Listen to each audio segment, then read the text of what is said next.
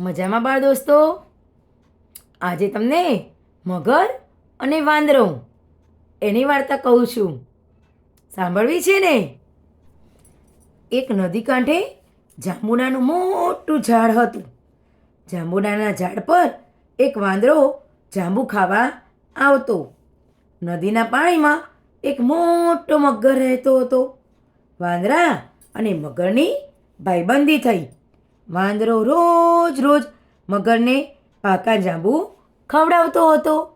મગર એકવાર મગરી માટે થોડા જાંબુ લઈ ગયો. મગરીને જાંબુ બહુ ભાવ્યા. મગરી જાંબુ ખાતા ખાતા મગરને કહે, રોજ આવા મીઠા જાંબુ ખાનાર વાંદરાનું કાળજું કેવું મીઠું હશે. તમે એને લઈ આવો તો હું તેનું કાળજું ખાઉં. મગર કહે, તે હવે મારો પાક્કો ભાઈબંધ છે. ભાઈબંધ સાથે મારાથી દગો કેમ થાય? મગરીએ તો જીદ કરી. ના છૂટકે મગર વાંદરાને મગરી પાસે લાવવા તૈયાર થયો. બીજે દિવસે મગર જાંબુના ઝાડ નીચે આવ્યો અને વાંદરાને કહેવા લાગ્યો,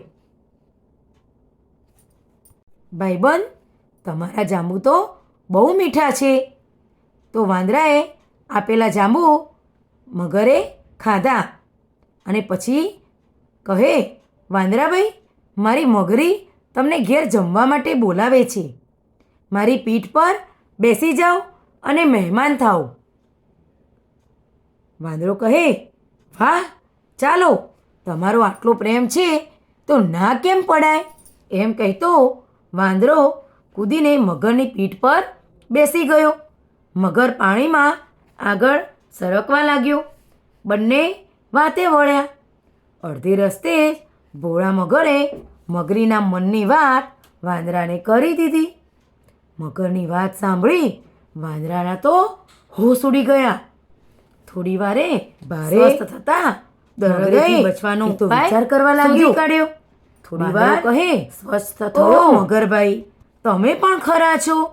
તમારે આ વાત મને પહેલેથી જ કહેવી હતી ને. મારું કાળજું તો હું અહીં લઈને નથી આવ્યો, એ તો હું ઝાડ પર મૂકીને આવ્યો છું. ચાલો પાછા જઈએ અને મારું કાળજું લઈને આવીએ. વાંદરાભાઈએ તો વાત કહી અને મગરભાઈએ તો સાચી માની લીધી. પછી મગર વાંદરાને કિનારે લાવ્યો. કિનારો આવતા જ વાંદરો એક મોટો કૂદકો મારી ઝાડ પર પહોંચી ગયો. પછી કહે, મૂરખ મગર, કાળજું તે કઈ ઝાડ પર મુકાતું હશે? તું તો દગાખોર છે. ભાઈબંધને દગો કરાય? જા, હવે કદી જાંબુ ખાવા મારી પાસે આવતો નહીં અને મારે પણ જાંબુ ખાવા નથી. એ વાત કહી વાંદરાભાઈ ત્યાંથી જતા રહ્યા. ખાધું પીધું ને મોજ કરી. મજા આવીને બાળ દોસ્તો? ફરી મળીશું નવી વાર્તા સાથે. આવજો.